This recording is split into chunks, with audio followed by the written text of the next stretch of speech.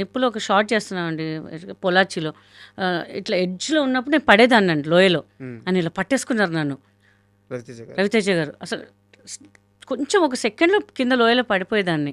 అంటే మళ్ళీ అక్కడ గుంతుందని మన వాళ్ళు ఏం చేస్తారంటే గడ్డి వేసేసారు మొత్తం. అది ఆయనకు తెలియలే. ఆయన నా మీద వస్తుంటే నేను బ్యాక్ వెళ్ళాలి. నేను ఇలా వెళ్ళాల్సింది, నేను ఇలా వెళ్ళా నాకు తెలియకుండా. వాళ్ళు ఇలా ఇక్కడ వెళ్ళొద్దు ఇక్కడ వెళ్ళాలి అన్నారు. నేను ఇక్కడ వెళ్ళొద్దు ఇక్కడ వెళ్ళాలేమో అని ఇట్లా వచ్చేసాను. సడన్గా ఇలా పట్టుకున్నారు రవితేజ గారు. అప్పుడు లంగావని చూసుకున్న కాలుకి దెబ్బ తగ్గింది. హే గమ్దేండి అది తీసుకురండి ఇది చాలా అసలు కేరింగ్గా చూసుకున్నారు. అసలు ఒకవేళ ఆ రోజు ఆయన పట్టుకోకపోతే ఇంకా కీర్తిశేషులని పడిపోయేది నాకు. ఇంకా అసలు చాలా పెద్ద యాక్సిడెంట్ అండి. అసలు ఎక్స్పెక్ట్ చేయలేదు. అసలు నేను ఒక 1-2 అవర్స్ నేను కోలుకోలేదు. ఏంటి నా పరిస్థితి ఏంటి అని చెప్పి చాలా భయపడ్డాను. ఇంకా రవితేజ గారు మాత్రం నేను లైఫ్లో మర్చిపోనండి. ఆయన క్రష్ కానీ ఆయన నా జీవితమే కాపాడారు నాకు. అసలు మీరు నవ్వుతూ చెప్తున్నారు కానీ చాలా సీరియస్ విషయం అండి. అసలు నిజంగా జస్ట్ ఒక సెకండ్ అండి ఇలా పట్టుకోకపోతే ఇంకా అయిపోయేది. అసలు నేను అనుకున్నా ఎంత క్రష్ ఆయన నా ప్రాణాలు కాపాడారబ్బా అనుకున్నాను నేను. ఇంకా అండ్ నేను ముందుగా చెప్పినట్టు మీ మీద నాకు చాలా రెస్పెక్ట్ ఉంది. మీ మీద కొన్ని కంప్లైంట్స్ కూడా ఉన్నాయి. మీకు స్వార్థం ఎక్కువ. నాకే పేరు రావాలి, నేనే స్టార్ అవ్వాలి, నాకే క్రెడిట్ రావాలి. ఎక్కడ అనలేదే అలా. లేదు కదా. లేదండి, నాకు తెలుసు మీరు అలాంటి మనిషి కాదు. అస్సలు కాదు. నేను పేర్లు చెప్పను. బట్ రీసెంట్గా ఇచ్చిన ఒక ఇంటర్వ్యూలో ఎందుకు అలాంటి ఒక ప్రయత్నం చేశారు? అది వాళ్ళ కొంచెం కంటెంట్ అలా క్రియేట్ చేయమన్నారు.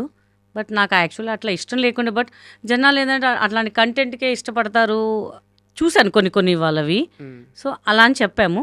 బట్ ఆ చెప్పడం కూడా ఆయన ఫేస్ చూసుకుంటే నేను చెప్పలేము. మీరు ఆ ఇంటర్వ్యూలో అబ్జర్వ్ చేయండి. మీతోనే ఇట్లా ఫేస్ టు ఫేస్ ఇంటరాక్ట్ అవుతున్నాను. బట్ ఎదుటి మంది తిట్టాలంటే కూడా నేను తిట్టలేనండి. అంతే, నాకు దోమ కూడా చంపను. నేను ఫ్రాంక్గా చెప్తున్నాను. ఏదో ఉందంటే బాబు కొట్టండి బాబు, నేను ఆ బ్యాట్ పట్టి కూడా కొట్టాను. నేను ఆయన ఫేస్ చూస్తుంటే నేను సైడ్కి చూసి తిడుతున్నాను తప్ప ఆయన ఫేస్ చూసి తిట్టలేదు నేను. యాక్చువల్గా ఎందుకు ఈ ప్రశ్న అడిగానంటే, గీతా సింగ్ అంటే మాకు ఎలాంటి మాస్క్ వద్దు. గీతా సింగ్ ఎలా ఉంటే అలా చూసే మేము అందరం ఇష్టపడ్డాం. అవును, మీ ఒరిజినాలిటీయే ఇష్టం. ఇప్పుడు కొంతమంది స్టార్స్ ఉంటారు, వాళ్ళు మాస్క్ వేసుకొస్తేనే వాళ్ళు స్టార్లు. మీరు అలా కాదు. కామన్ మ్యాన్కి కూడా మీ జెన్యూనిటీ, ఆ రియాలిటీనే తెలుసు. అలాగే ఇష్టపడ్డాం. ఇప్పుడు ఈ సాంగ్ రిలీజ్ అయింది. ఈ సాంగ్లో మీరు ముందు డిస్క్రైబ్ చేసినట్టు అందము, లావు ఇవి ఎవరు చూడట్లేదు. గీతా సింగ్ వచ్చింది, మంచిగా డ్యాన్స్ చేసింది, అందరూ యాక్సెప్ట్ చేశారు. సో గీతా సింగ్ నుంచి మాకు ఎలాంటి పూతలు వద్దు, ఆ రియాలిటీ ఉంటే చాలు. అనవసరంగా ప్రయత్నం చేశారేమో అనిపించింది. తర్వాత నాకు కూడా కొంతమంది చెప్పారు, ఎందుకు అలా చేశారండి, ఎంత బాగా వచ్చింది, వాళ్ళని తిట్టడం పద్ధతి కాదు కదా, ఎందుకు ఆయన మీద సీరియస్ అయ్యారంటే, అంటే అట్లా కంటెంట్ చేయాల్సి వచ్చిందండి. బట్ సంథింగ్ కంటెంట్ ఉంటే కదా జనాలు చూస్తారు. సో ఆ తర్వాత మేము ఫ్రెండ్లీగానే మాట్లాడాం, ఫ్రెండ్లీగా డ్యాన్స్ చేసాము. అర్థమైంది. బట్ అలా జనాలు కూడా అలానే ఎక్స్పెక్ట్ ఇప్పుడు సాఫ్ట్గా కూర్చొని మాట్లాడితే ఎవరు చూడరు, కొంచెం కంటెంట్ క్రియేట్ చేస్తే చూస్తారు అంటే సరే ఓకే అని చెప్పి మేము కంటెంట్ చేసాం. కానీ దానికి అంత సక్సెస్ న్యాయం చేయలేకపోయాము. బికాస్ ఇద్దరం మొహం చూసుకుంటాం కానీ అలా ఎప్పుడు బిహేవ్ చేయలేదు స్వరూప్ గారు నాతోని. సో ఆ తర్వాత మేము చేసిన తర్వాత చాలా నవ్వుకున్నాం, ఏంటి మనం ఇట్లా అరుచుకోవడం ఏంటి, అసలు ప్రాక్టీస్లోనే అనిత గారు మీ మీద అన్నారు కానీ నేను అసలు ఒక మాట అనలేదు, మన ఇద్దరు కొట్లాడుకోవడం ఏంటి అని చెప్పారు. బట్ ఎలాగో సాంగ్ ఆల్రెడీ సక్సెస్ అయింది, దానికి ఇంకా అలాంటి ఏం అవసరం లేదు. అండ్ ఇంకో సీరియస్ క్వశ్చన్ కూడా ఉంది. మేబీ మీకు కోపం రావచ్చు, అయినా అడుగుతున్నాను. రోజు సాయంత్రం 6 తర్వాత ఏం చేస్తారు మీరు? వాకింగ్ చేస్తాను, ట్రెడ్మిల్. 7:30-8 కల్లా నా డిన్నర్ అయిపోద్ది. That's it. గీతా సింగ్ తాగుతారా? తాగుతానంటే సంథింగ్ అకేషన్ అప్పుడు తాగుతాను. అది మా అకేషన్స్ ఏదైనా సంథింగ్ ఉంటే, అంటే మాకు తెలిసిన చాలా క్లోజ్ పర్సన్స్ అయితే తాగుతాను, లేకపోతే లేదు. అండ్ ఇది కూడా ఎందుకు అడిగానంటే, ఒక ఇంటర్వ్యూలో పదే మీ పైన మీరే ఈ జోకులు వేయించుకున్నారు. ఏది ఇక్కడండి? నేను పేరు చెప్పలేను కొన్ని సమస్యల వల్ల, ఇంటర్వ్యూ పేరు చెప్పలేను. సో నాకు అక్కడ కూడా విచిత్రంగా అనిపించింది. యాక్చువల్గా మాకు తెలుసు మీరు ఒకసారి వెయిట్ లాస్ అయిన తర్వాత ఫోటోలు పెట్టారు. అవునండి. దానికోసం మీరు ఎంత కష్టపడ్డారు ఎవ్రీథింగ్ మాకు తెలుసు అనమాట. సో అలాంటి వ్యక్తి కాదు. బట్ యాంకర్ రిపీటెడ్గా 6 తర్వాత 6 అయింది, అది ఏంటంటే ఫన్నీ వేగా వెళ్తుంది కదా అనుకున్నాను. అది కూడా కొంతమంది అన్నారు, అదేంటి మీరు అంత కాదు కదా, ఎందుకు అలా చెప్పారు అంటే, ఏదో జనాలు నవ్వించాలి కదా మనము. అందరూ అనుకుంటారు ఆర్టిస్ట్ అంటే తాగుతారు, తిరుగుతారు, పబ్బులు తిరుగుతారు అనుకున్నా. మనం ఏం అంతగా చేయం కానీ ఏదో కొంచెం కామెడీగా ఏదో ఇచ్చాం మనము. తాగుతుంటే టీ కాఫీ ఉంటాయి కదా, మనం ఓన్లీ అదే ఎందుకు అనుకోవాలి అన్నట్టుగా పోయాము. సరే ఓకే, జరుగుతుంటాయి ఈ కదా అని 2 చెప్పి. ప్రశ్నలు ఎందుకు ఇంత పర్టికులర్‌గా అడిగానంటే, ఇండస్ట్రీలో ఎలాంటి వివాదం వచ్చినా సరే గీతా సింగ్ పేరుండదు. అవునండి, ఎలాంటి మోసం జరిగినా గీతా సింగ్ మోసపోయిందే గానీ ఎవరిని మోసం చేయలేదు. అవునండి. గీతా సింగ్ ఎప్పుడూ ఒక తప్పు చేయలేదు.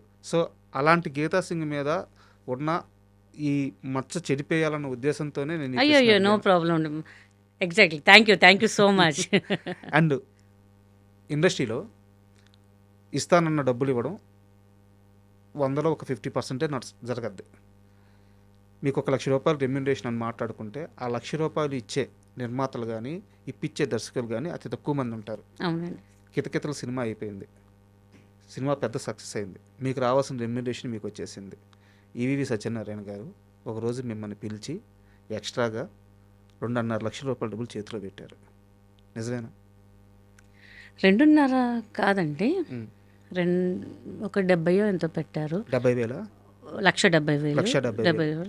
సో మేము వద్దని చెప్పాను. సార్ వద్దు సార్, నాకు సక్సెస్ ఇచ్చారు మీరు, ఉమ్. నాకు మా ఇంట్లో అసలు వద్దని చెప్పారు. ఇమ్మీడియట్ ఫోన్ చేశారు, డైరెక్టర్గా డబ్బులు ఇస్తాను, అసలు ఏ రూపాయి తీసుకోవద్దు. అంటే మనకి ఇండస్ట్రీ తెలీదు, మన ఒక మిడిల్ క్లాస్, అలాంటి నీకు ఒక లైఫ్ ఇచ్చారు, వాళ్ళ కొడుకు కన్నా మంచి పేరు ఇచ్చారు నీకు, ఉమ్. మనం రూపాయి తీసుకోకూడదు అన్నారు మా ఇంట్లో. ఉమ్. ఆ, డైరెక్టర్ గారు చెప్పారు, సార్ నాకు వద్దు సార్ అంటే, పిచ్చి తీసుకో, నువ్వెందుకు తీసుకో, యూ హ్యావ్ ద రైట్, ఉమ్. నేను హ్యాపీగా ఇస్తున్నాను, నువ్వు తీసుకో అని చెప్పి ఇచ్చారు డైరెక్టర్ గారు. ఉమ్. ఇప్పుడు నాకు చాలా హ్యాపీ అనిపించింది అసలు. అంటే ఆ టైంలో అంత రెమ్యునేషన్ అనేది ఇంకా చాలా నాకు ఇక పీక్లో వెళ్ళిపోయాను. ఇంకా అసలు ఇంటికి వచ్చిన మామూలుగా నాకు ఇంత డబ్బులు వచ్చినాయి చూసా ఒక్క సినిమాకి అని చెప్పి చాలా హ్యాపీ అనమాట. అందరికి ఫుల్ పార్టీ, ఇంట్లో అంత నాన్ వెజ్ తినడం, అసలు స్వీట్లు పంచడం, గుడికి వెళ్ళి కొబ్బరికాయలు కొట్టడం, అసలు ఒక 2-3 days చాలా హంగామా చేసాం, సెలబ్రేషన్ చేసుకున్నామండి మేమైతే. ఇంకా అంత పెద్ద డైరెక్టర్ గారు అసలు మనకి ఇంత ఇవ్వడం అనేది గ్రేట్ అసలు అని చెప్పి. నేను ఇప్పుడు కూడా గుడికి వెళ్ళిన ఆయన పేరు మీద ఆయన పేరు తలుచుకుంటాను, ఆయన పేరు తలుచుకుంటాను, నరేష్ గారి పేరు తలుచుకుంటాను, రాజేష్ గారి పేరు కూడా తలుచుకుంటాను. ఎందుకంటే వాళ్ళ ఫ్యామిలీ ఉంది కాబట్టి నేను ఇవాళ ఉన్నాను ఇండస్ట్రీ. ఒక గీతా సింగ్ అనే తెలుసు అంటే తేజ గారు ఇంట్రడ్యూస్ చేశారు, ఆయన గొప్ప వ్యక్తి, ఆయనతో పాటు ఒక లైఫ్ ఇచ్చారు ఈవీవి గారు. So I respect this 2 directors, చాలా రెస్పెక్ట్ చేస్తాను ఇద్దరిని. ఇంకా అసలు కితకితలు ప్రాజెక్టు ఆన్ బోర్డ్ ఎలా అయిందనేది, అంటే మీ దాకా ఎలా వచ్చింది, ఎలా మాట్లాడారు, ఎలా స్టార్ట్ అయింది, కాస్త వివరంగా చెప్తారా? అంటే నేను ఏదో అప్పట్లో నేను కంట్రీకి వెళ్ళానండి, ఫుల్ ఫోన్స్ వచ్చాయి. చలపతిరావు గారు ఫోన్ చేశారు, ఏంటి 2-3 days నుంచి నువ్వు ఫోన్ చేసాను లిఫ్ట్ చేయట్లేదు అంటే, లేదంటే ఇట్లా వేరే ఊరు వెళ్ళాము, కంట్రీకి వెళ్ళాము అంటే, ఏంటంటే నువ్వు అర్జెంటుగా డైరెక్టర్ గారు ఆఫీస్కి వచ్చేసి, తెలుసు కదా ఫిల్మ్ నగర్లో, ఎందుకు బాబాయ్ నువ్వు రా అర్జెంటుగా రా. వెళ్ళంగానే డైరెక్టర్ గారు నువ్వు లోపల వెళ్ళి కలుపు అంటే, డైరెక్టర్ గారిని కలవడం ఏంటి నాకు అర్థం కాలేదని. ఇప్పుడు ఒక 3-4 months నువ్వు ఏం సినిమాలు చేయబాకు, నువ్వు సినిమా సార్ నేను ఏం చేశాను సార్ అని, లేదు ఒక ప్రాజెక్ట్ అనుకుంటున్నా, నువ్వు దానికి మెయిన్ నువ్వు అని ఏ పడితే ఒప్పుకోబాకు, నువ్వు ఇంకా నువ్వు కొంచెం లావ్ అవ్వాలి సార్, సినిమాలు చేయకపోతే ఎట్లా సార్, నువ్వు ఏం చేయదు, నేను చెప్తున్నాను కదా నీకేం కావాలి నేను అన్ని ప్రొవైడ్ చేస్తాను అన్నారు. ఏంటి తెలుసా, అప్పుడు నరేష్ గారు వచ్చారు, ఈ సినిమాకి నువ్వే హీరోయిన్ అన్న. సార్ నాకు అర్థం కాలేదు సార్, ప్లీజ్ చెప్పండి, పిచ్చి ముందు నువ్వే ఈ సినిమాకి హీరోయిన్. డైరెక్టర్ గారు హీరో ఎవరు తెలుసా అంటే,